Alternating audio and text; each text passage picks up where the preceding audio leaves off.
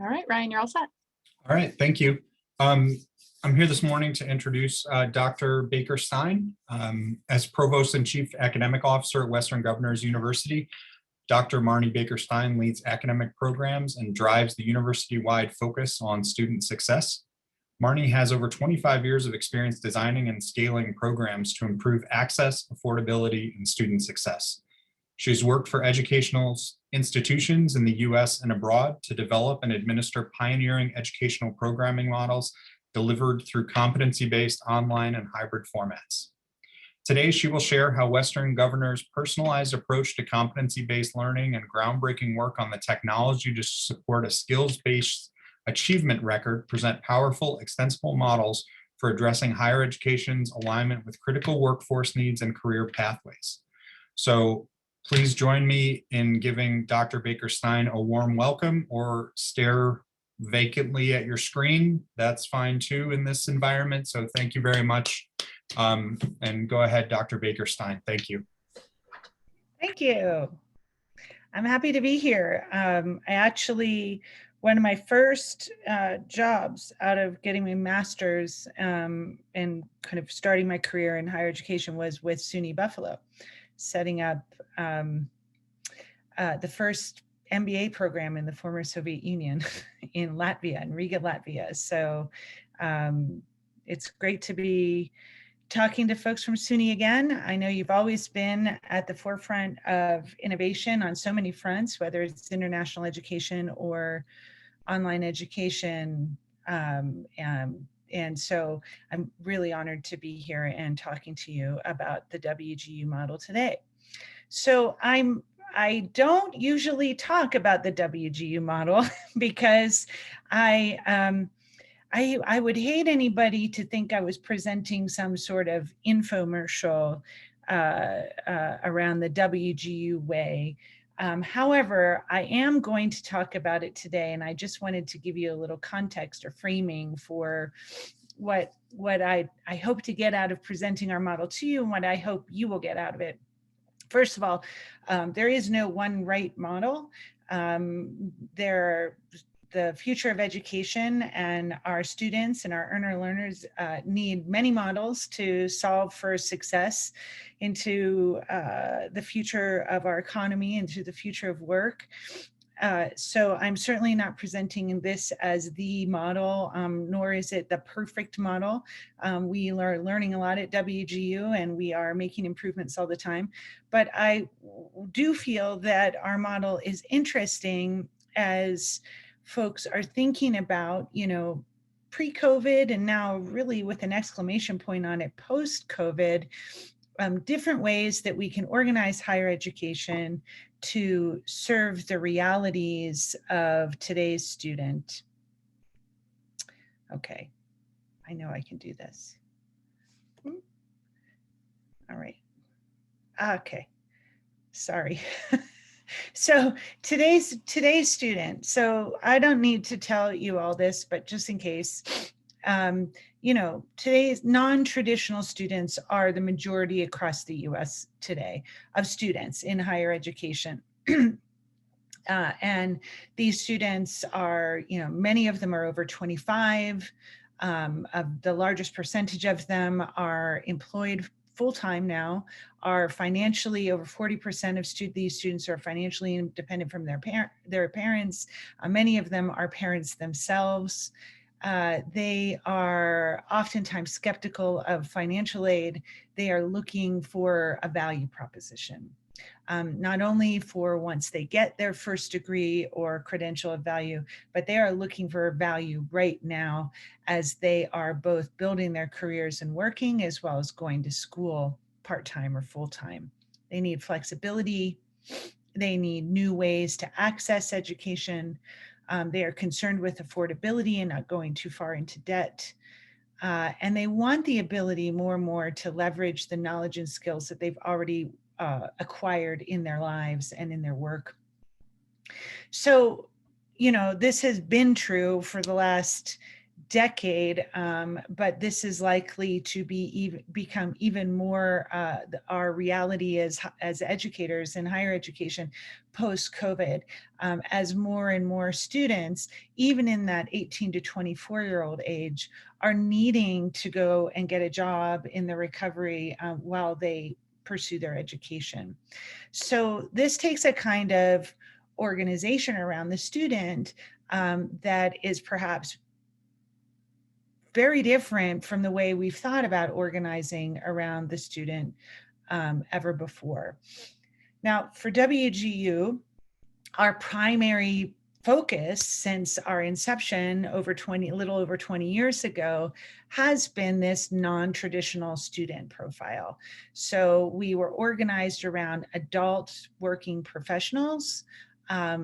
We have right now, we are a nonprofit university. Many people don't know that, but that we are nonprofit. We are serving a little over 131,000 full-time students today. To date, we have graduated over 215,000 students, and there were 47,000 students who graduated from WGU in 2020 alone. So that gives you a sense of our scale. We operate in all 50 states. 11% of our students the average age of our student is 37. So we are working primarily with adult working professionals. However, we do have a fast growing population in that 18 to 24-year-old age, also working professionals. They are primarily students who are working full-time while they're going to school, and they find WGU a good option for that. 11% of our students are active duty military, 73% work full-time. 70% receive financial aid, 35% of our undergraduates receive Pell Grants, and 71% of our students qualify as underserved with one or more of the categories of underserved. So very similar, actually, that number to the total population of higher ed students in the US. But when we started out, that was not as much the case. And so when we started out, we thought, okay, we need a way to serve these students that can really drive toward their success and make sure that everything we're doing is focused on the realities of their lives. So that's when WGU came up with its student-centric model. Like, a lot of people at WGU say we're student obsessed, and that is absolutely true. Everything that we do is really aimed at what is going to make us more flexible and powerful and impactful to the students, the individual students who are coming through our system.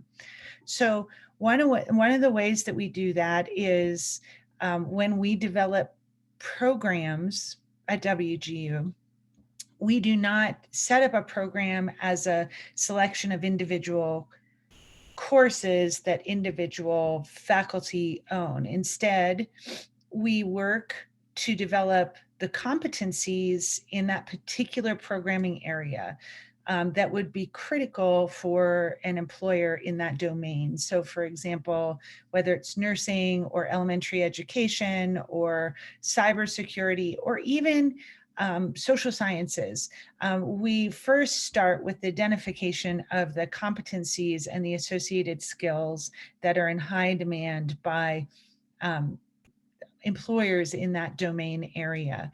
Once we have those competencies, then we figure out, okay, developmentally, how do we sequence those?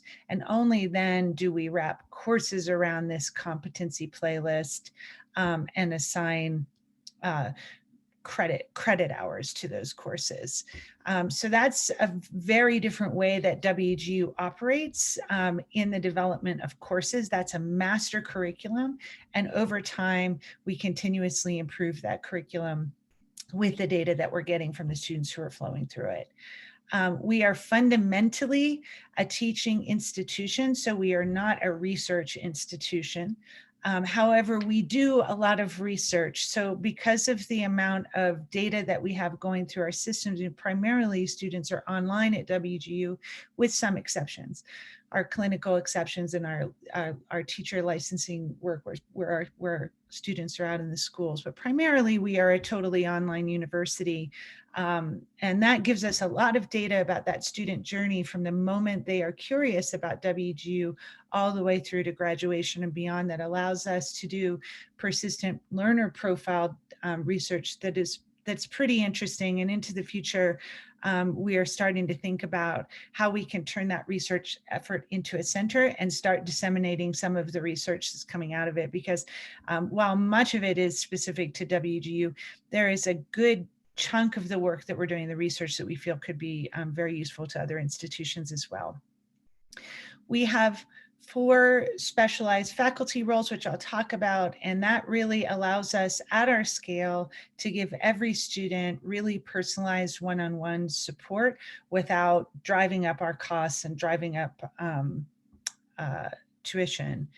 And I thought perhaps, and many people wonder, well, so what happens? Like, how do these students do? We have a lot of our students at WGU, as I mentioned, are very interested in getting this value, incremental value on the way to degree. So we are really happy about the feedback that we're getting from students, and monitor these post-graduation outcomes really carefully. So when we survey our students, we are very high against the national average on our students' sort of ability to articulate job-related knowledge and how their degree actually is valued by employers.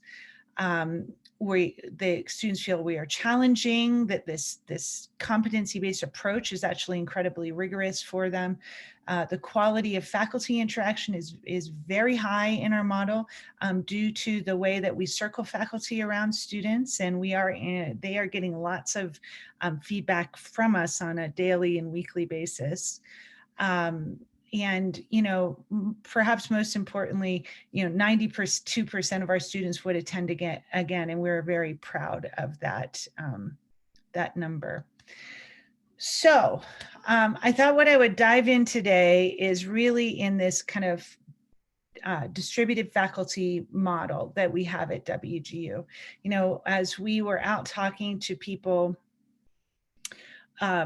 during COVID, because we got a lot of calls during COVID to basically work with institutions as they were hurriedly trying to go online and adapt to the reality that had just hit them last March.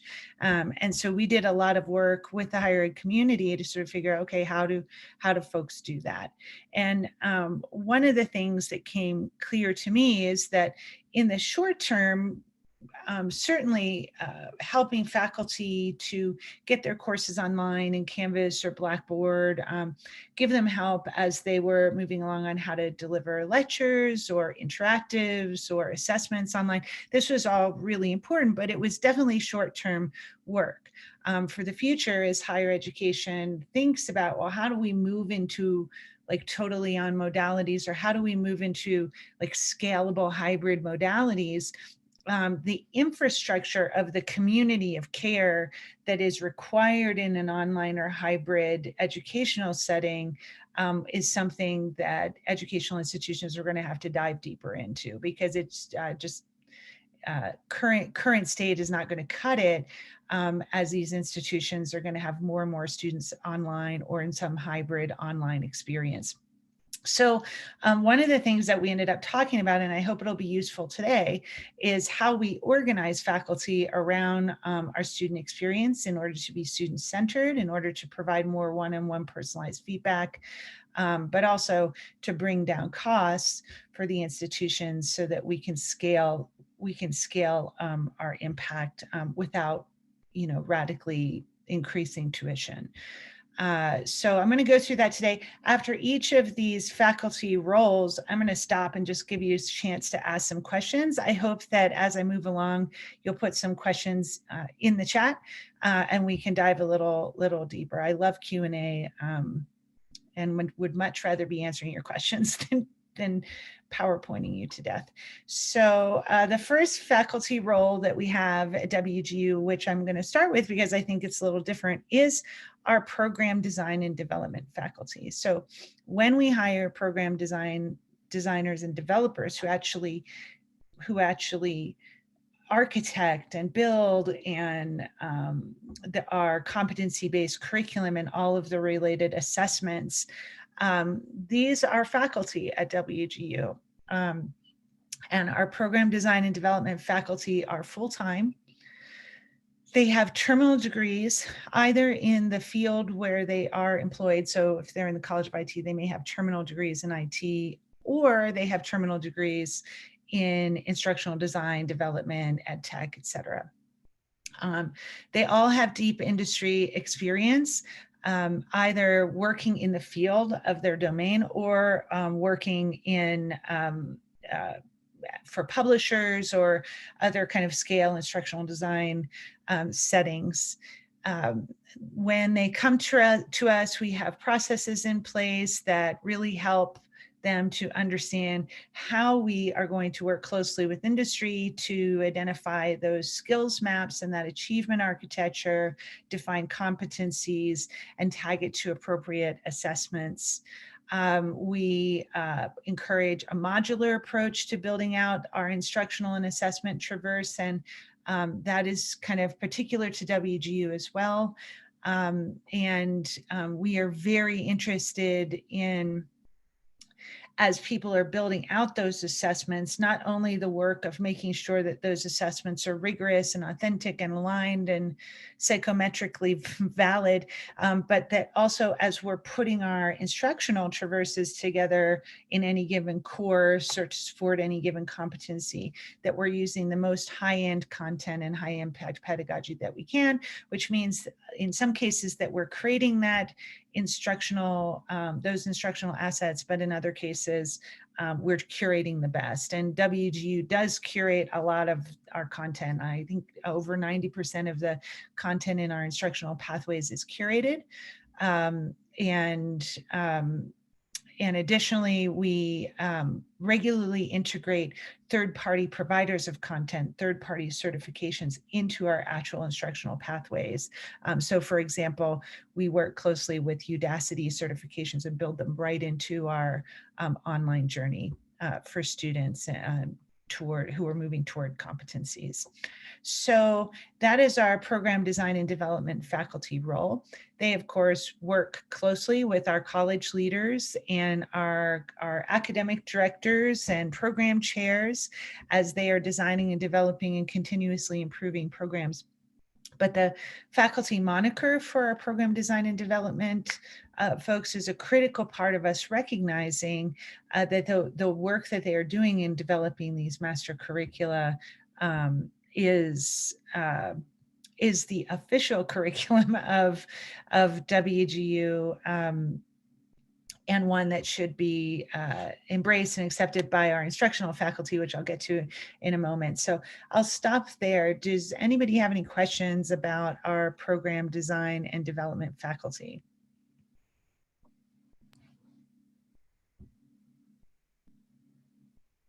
Dr. Baker-Stein, it appears there's one question in the chat, which is related to your student center slide.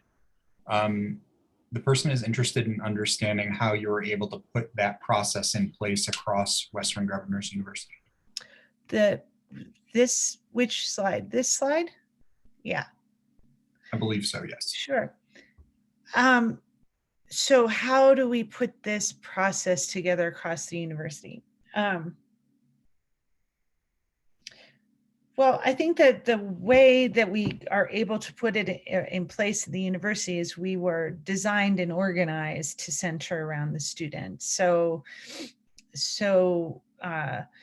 when we think about how WGU accomplishes what we do, we have a team-based approach from all of our faculty roles, the program designers, the course instructors, our program mentors, and our evaluators, as well as our student support centers. And they are all working together as one community of care, one team on one technology platform. So there is no hierarchy of roles at WGU. That is one team who are all working on the same metrics to drive student success. They're all accountable for their areas, but responsible as a team to make sure that our students are meeting their student success targets around persistence, retention, and graduation. And so the way we're able to do that is it's the way we are organized. That is quite different than in many traditional universities where those same teams kind of operate in silos. And while everybody's accountable for their areas, there's not that true co-accountability for student success metrics that creates that team. So I would say it is the team that makes it possible. Thank you. There's just one more question, and that is, who is the instructor of record if the course is team taught? So the instructor of record is the course instructor, which I'll talk about in just a minute for our courses right now. All of our faculty are full-time, including our program design development folks, our mentors, our course instructors. We do have evaluators who are part-time, and I'll talk about why in just a second. But that instructor of record is the course instructor for the course, because that is the member of our faculty who are facing the student every day and who are executing that course in terms of its instruction. Awesome, thank you. There is one more question that came in while you were talking. How do you prepare faculty to design and develop content to match the profile of your students, adult learners, working professionals, who bring a context to the learning that traditional students do not? So when our program design and developers come in, or our instructors or our mentors, there is a well-established and pretty well-oiled training program, as well as sort of an apprenticing program that gets them ready to either design in our context or mentor in our context or instruct in our context. So that's how we make sure that these roles are ready to thrive in our environment. So that's how we do it. In terms of, I do believe that, much of that training comes from our own experience in working with adult working professionals. However, I will say that much of this training is just really great training for anyone who is going to be designing instruction or teaching online, regardless of who the audience is. Thank you. Question. Okay, so that's the program design development faculty. They're experts, they're well-trained, they come in, and they are basically the keepers of our standards and practice for our curriculum and assessment and our competency-based approach. And they are the folks who, with the data that we're bringing in, are accountable for continuously improving our master curriculum over time, shoulder to shoulder with the leadership and the faculty of the colleges they serve.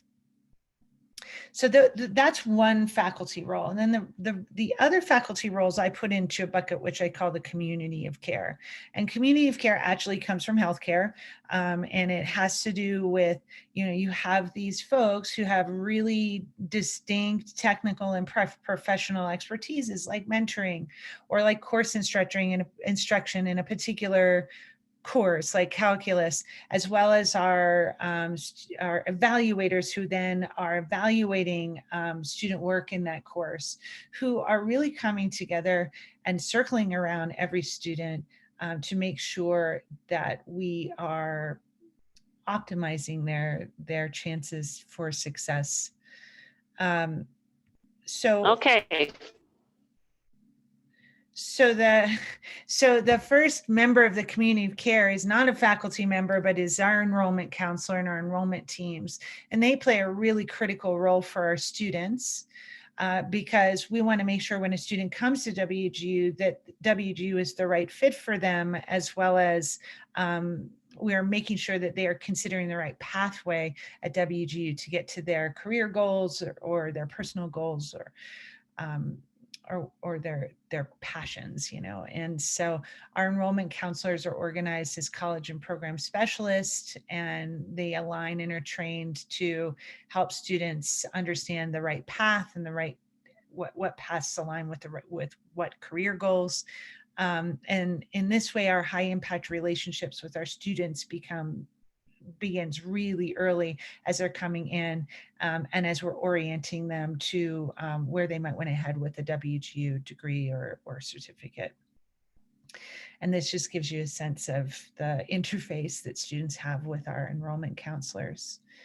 And part of that process is orientation. As you can imagine, when we have students coming in to WGU, many of them, although this is less and less so into the future, but many of them have never studied online before, or they haven't studied online in a competency-based context where there are differences. So for example, in a competency-based institution, students can move at their own pace. There aren't set dates for midterms and finals. And so students set that pace with their mentor. And that is a big change for a lot of students who are coming from traditional education and had that all planned out. So lots of orienting needed as you're starting at WGU.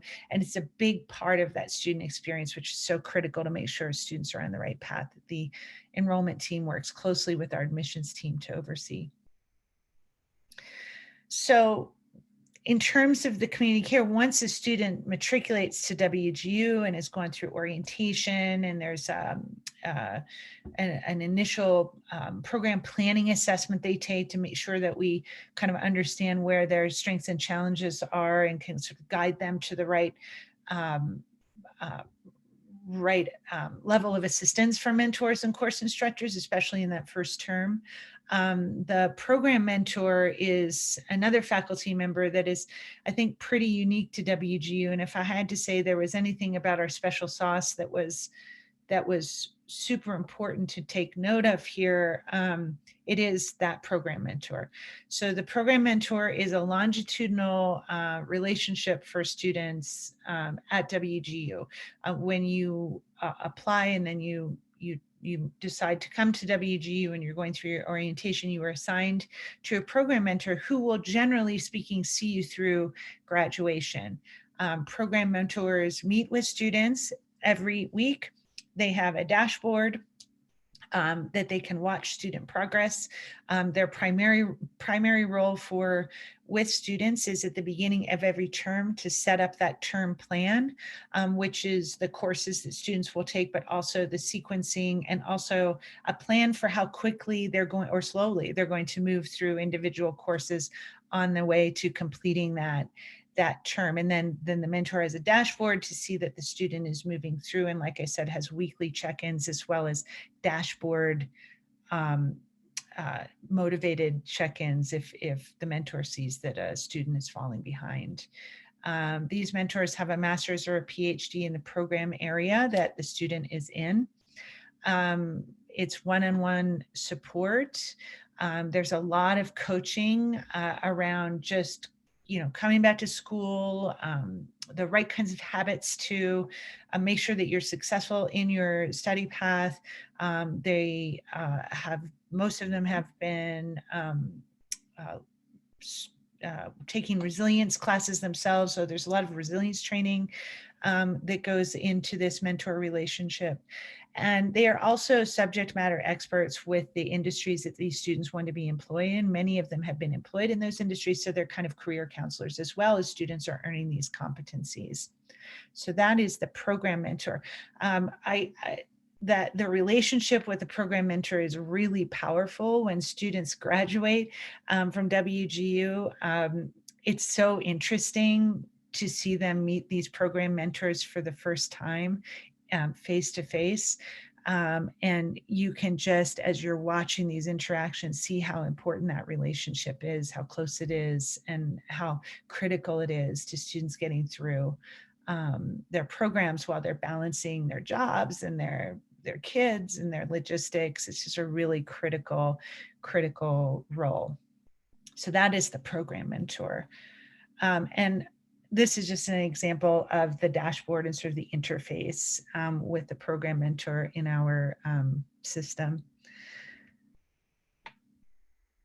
Our program mentors are more than just term planners as well. They are also clearinghouses to all of our other services, whether it would be if a student's having financial issues, or if a student is having issues with childcare, or changes to work schedule. The program mentor really is the clearinghouse that helps the student get access to the help at WGU in those moments of friction. So that is the program mentor. Any questions about the program mentor before I move on to the course instructor? We have a good number of questions at the moment. Some of them are pretty simple, I think.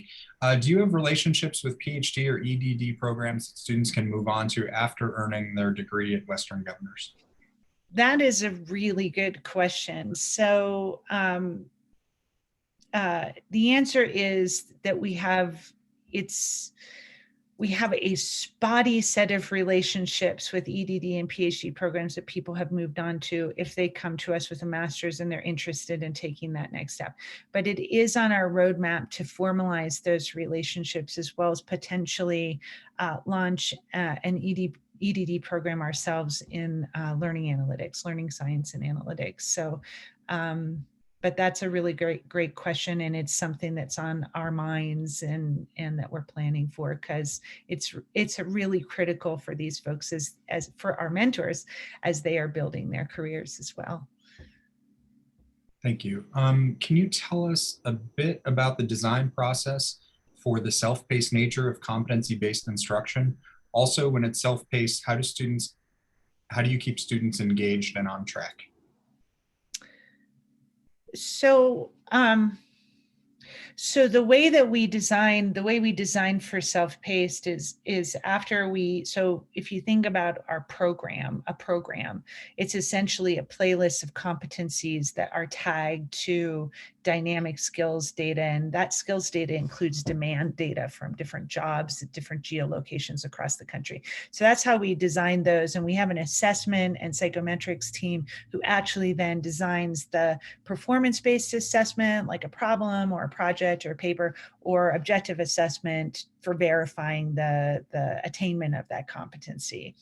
And then when we build the instructional pathways to that competency, we actually have to build with it in mind that as we're creating these instructional elements or that learning arc, some students are going to need all of it. They're going to need to be stepped through it in a sense and readied for that competency. Other students are going to come and maybe they worked as a cybersecurity attack and defense expert, self-taught.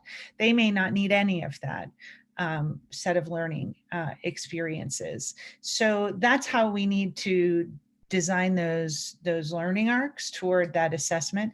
Every course has a course planning assessment at the beginning, which a student takes when they enter the course. And that assessment helps them work with their mentor to sort of plan out, okay, like I've taken these course planning assessments, how long do I think I'm going to need for calculus versus US history versus X, right? So that course planning helps for term planning, but it also helps the course instructor, who we'll talk about next, to work with that student and figure out, okay, do you want to kind of go directly to that competency assessment, take it and see how you're doing? And if you pass it, you'll move on to the next course. If you don't, then we'll figure out what you have to do to get to competency in this course. So that course planning tool, that flexible learning assessment arc design, as well as the assessment design, are how we create these personalized pathways. How we keep students engaged is through the design of the learning experience itself, where students have to sort of make a plan for attacking that course and then hit that plan, as well as regular interactions with the course instructor and the program mentor if we see that students are slowing down, or if we see that students perhaps are even speeding up, going too fast, and make sure that we have that regular, weekly, if not daily, conversation with students about progress. Many of our students love this because what it lacks in structure it allows in terms of like incredible flexibility for building your progress around the realities of your everyday life. You don't have to have the terror of October 12th is coming up, and that's when my first midterm is from 2 to 4 on Tuesday. I got to make sure I'm off work to do that. I got to make sure I'm ready by Tuesday. It just takes that whole anxiety out.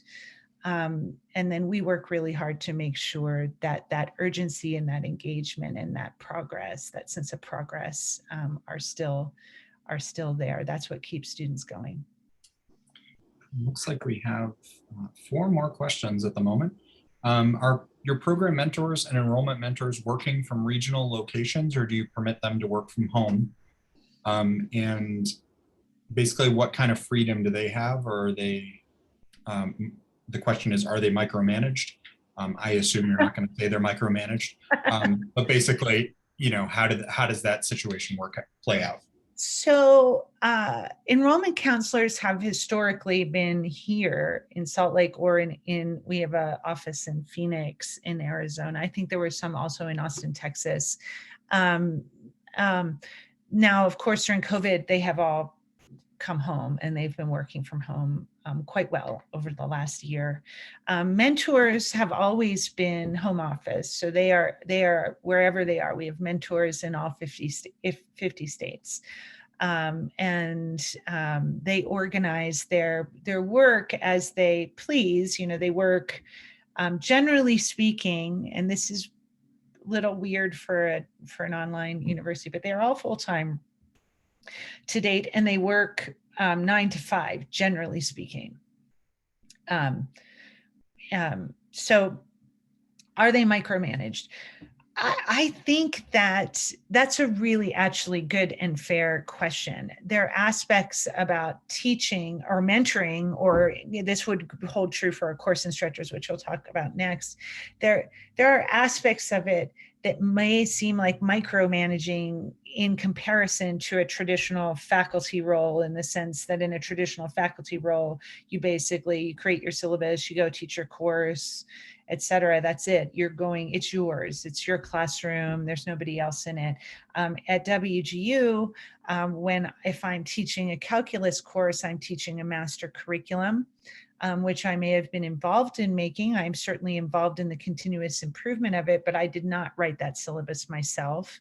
There are all kinds of suggestions from our learner care dashboard that are given to me every day, like this student is behind, this student is ahead, this student is moving unnaturally fast, this student isn't moving at all. So there's a lot of nudging in the system. And there are regular meetings with our mentors and our course instructors where they, as a team with their leader, review the data and are like, okay, what can we do better here? What's going on with our response time? What's going on with the conversations we're having with students? So it's much more of a team sport guided by data than it is in a traditional university, which might feel like some people to be micromanaging or feel like micromanaging. But another way of looking at it is it's a real data-driven continuous improvement exercise. And I like to think of it as everybody's a learning scientist at WGU. And the work of teaching is really looking at what's going on with learning and then trying to continuously adjust your practice. It's very different than a traditional teaching context or mentoring context. Thank you. The next question is, what is the ratio of program mentor to students?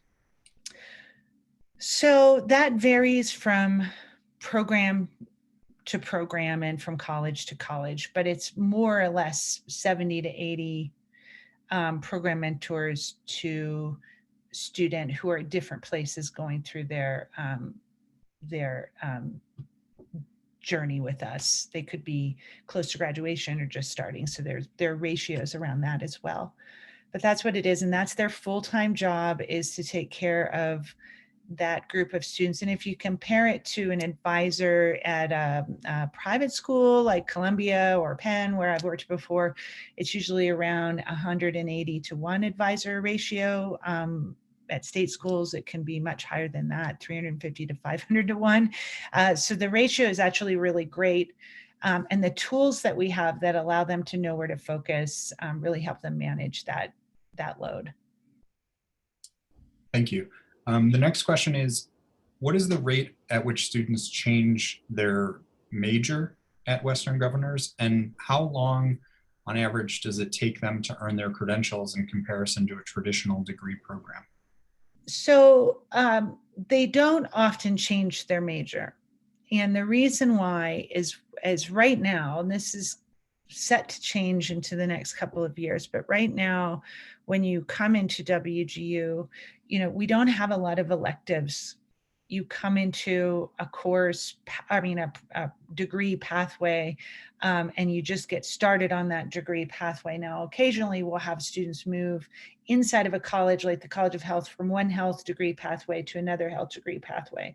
But it is not common right now for a student to come in and move from a health pathway to a College of IT pathway. That may in large part be because they're adult working professionals, they know what they want to do. That may also in large part be so many of our students come in with massive amounts of credits from other institutions, or if not massive, significant. So that's the case at WGU. Into the future, very near future, we're going to be offering more tree-like structures for students. And I think pathway shifting is going to be more of a reality at WGU than it has been in the past. So we have a few more questions, but why don't we just move on with the presentation a little bit and then come to those at the end, I think. Thank you. Sure. So our course instructor role is, someone asked earlier about instructor record. Every course that we offer has a course instructor role as part of it. And the course instructor works hand in glove with the program mentor and the evaluator that we'll talk about in just a second. To when that student comes into their term, I'm in term one, I've worked with my program mentor, I've taken my course planning assessments, I've worked with my program mentor to sort of set my schedule for that term. Then I check in with my course instructor for each of the courses and say, like, what do you think? Do you think if I've got 6 weeks for this course, based on my course planning tool, like what should I be hitting first and where should I be focusing my time? And the course instructor is really the person who guides that course level journey. The course instructors also, as students are going through their class, are sharing materials that they think might be helpful in addition to the master curriculum, as well as holding lectures or workshops or study groups, all kinds of different interesting virtual kind of collaboration or meeting settings to make sure that the students are moving along and getting to goal. So all of our course instructors have a PhD or in Teachers College EDD in course subject area. They offer both individualized instruction as well as hosting all manner of live events. And they are really, their accountability is for pace through those courses and against plan and students completing those courses successfully. There is a constant back and forth between the course instructor and the mentor around that student's initial plan for the term. If the course instructor feels once they're working with that student that, wait a second, the student has challenges here in this material or in this skill set that we didn't really foresee, they would then work with the course mentor to change that term plan and make sure that the student stays on track. And these are just some examples of the course experience at WGU. And you can get us, and this is an example of the live event experience at WGU. And this is a look at the learner care dashboard that both the mentor and the course instructor use to make sure that that set of students that they're responsible for is on track and perhaps and accelerates their attention to those who are not on track. The course instructors are a super critical part of obviously our ecosystem of the community of care. But I think one thing to point out here again is, I've worked at a lot of other universities before. This shoulder-to-shoulder relationship between the course instructor and the mentor and the course evaluator is a real strength. And it's a really interesting conversation that goes on between these roles as we move these students forward. The course instructor, again, is not responsible for drawing up that syllabus or writing that curriculum, is not responsible for doing the grading of the competency assessments, but is responsible for really making sure that that student gets to goal and is looking at all of the curriculum and the assessments and the mentor plan and making sure that those are aligned with what the student actually needs when we meet them in that particular course. And of course, students' performance course can be radically different. I could be amazing at US history, but have real problems in calculus. And that's what the team is then able to rally around. And then the third player really in this really close-in community of care for our students is the evaluator. So when a student gets through their course, they take the competency evaluation. And when they take that competency evaluation, whether it is a paper or a project or it's an objective assessment, the evaluator looks at that evaluation and within 24 hours responds with very targeted personalized feedback for what the student, well, if the student passes, it's a big celebration, right? Big celebration on to the next course. If they don't pass, they get very personalized targeted feedback for the areas inside of that competency and skill set that they're struggling with. So that report is given to the student within 24 hours. It's also given to the course instructor within 24 hours to kind of rejig the plan of attack for the course for the student, which could be pretty comprehensive, like, wow, the student just like blew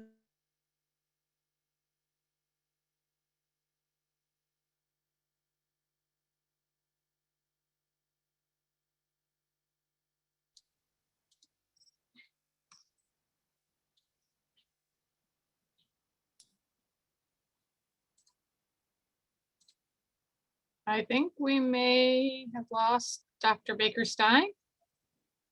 I don't see her video or hear her anymore. Oh, there we are. I think we lost you for a moment. Yeah, okay. Can you see me now? Yep, Yes. you're good. Thank you. Okay, good. Okay, let me plug this in over here. The evaluators have masters or PhDs in course subject area. As I said, they provide rich individualized feedback. All of the feedback is driven by rubrics that are put together by the assessment team and continuously improved between the evaluators and the assessment within 72 hours, but really the mark is 24 hours, which they often hit. And they are both part-time and full-time. They literally process millions of evaluations year over year.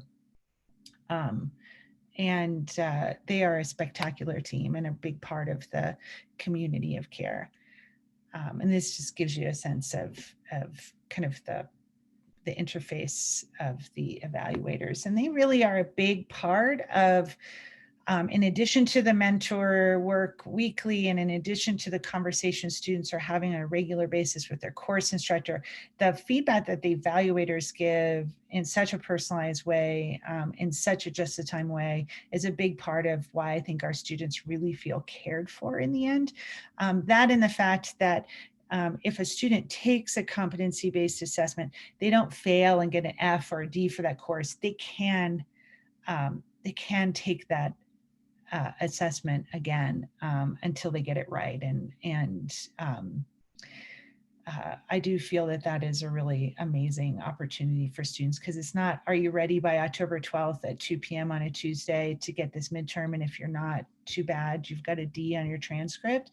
It really is about the learning and about getting students to competency and verifying that competency in a robust way. So that's a super exciting part of the model. We also have field experience components. So we have big teams that run field experience for clinical placements, as well as demonstration teaching placements for Teachers College. We are the biggest we are the biggest educator and provider of nurses as well as teachers across the country today. And so it's a big operation to make sure that they get those clinical and field experiences in, and that they're well organized and well managed and excellent learning experiences. And then finally, if students are having real issues with their learning, we do have a set of student success centers that are there for their support just in time. Students can elect to go to those success centers themselves, or the program mentor, the course instructor, could suggest that they go there and help them set up appointments. They focus on a wide array of services, both academic as well as wellness services, financial services, and they're just excellent teams on call to help our students. And this is an example of the interface where students interact with those services. So finally, and then we'll take last questions. It's been really interesting to pressure test the community of care during COVID. We have been national for quite some time. And like I said, we operate in all 50 states. We have students in all 50 states, mentors in all 50 states, instructors, evaluators in all 50 states. And we thought of ourselves as being a very flexible and responsive scale set of services to students. When COVID rolled, of course, we were not immune to those impacts as it moved across the country. We have a team called our Environmental Barriers team that is always activated in the case of any emergency. If there's a fire, if there's a tornado, if there's a hurricane, if there's a flood, they are there making sure that our faculty in that area and our students in that area have everything they need to get through that disaster. In this case, it was like fires and tornadoes everywhere all at once for us. Especially because of our large College of Health Professions. Many of our adult working professional students, as well as faculty, were on the front lines of COVID, being moved out of their houses into hotels, losing access to the internet, losing access to study spaces.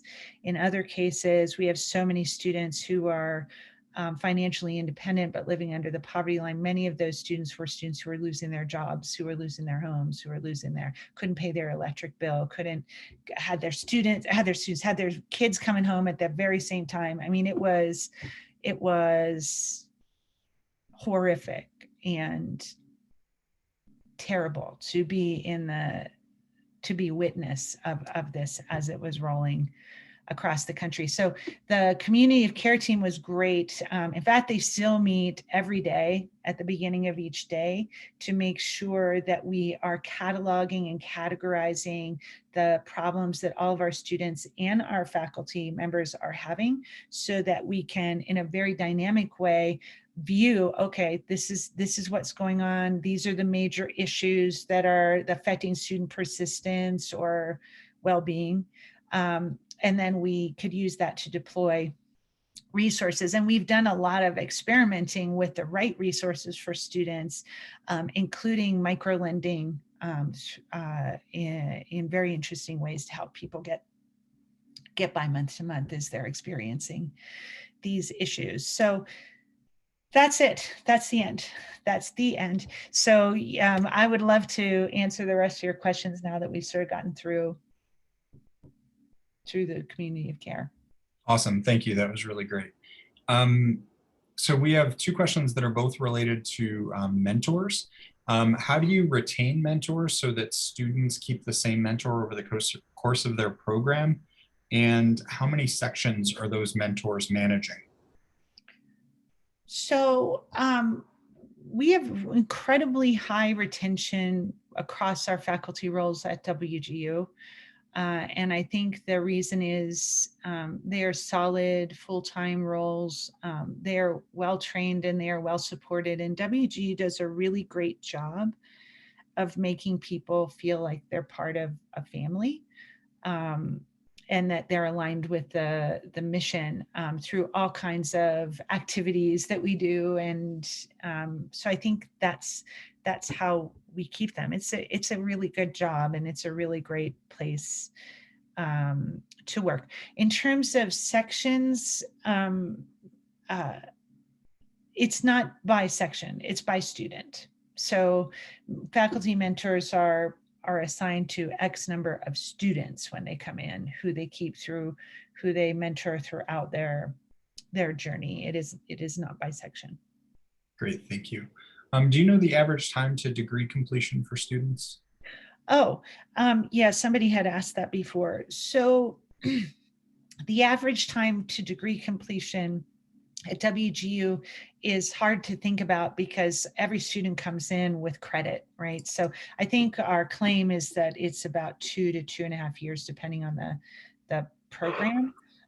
But you have to remember that that when students come in, they could come in with their complete associate's degree completed, or et cetera. So we measure ourselves by 4-year completion, which varies. In the College of Health Professions, it's up over 80%. In other colleges, it's up over 50%.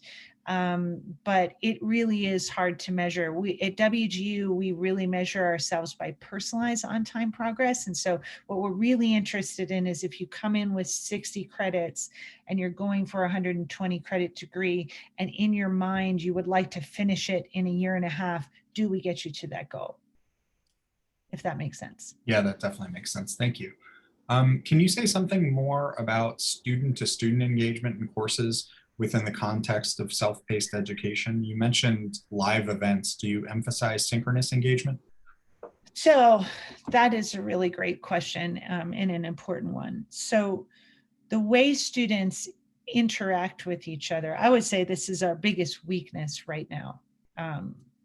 It's really hard, as you can imagine, if students are moving through at their own pace. The sense of cohort that we have in traditional education is completely blown apart, right? There's and even inside of a course, because students are not kind of marching through to the 2 midterms and the final on particular dates,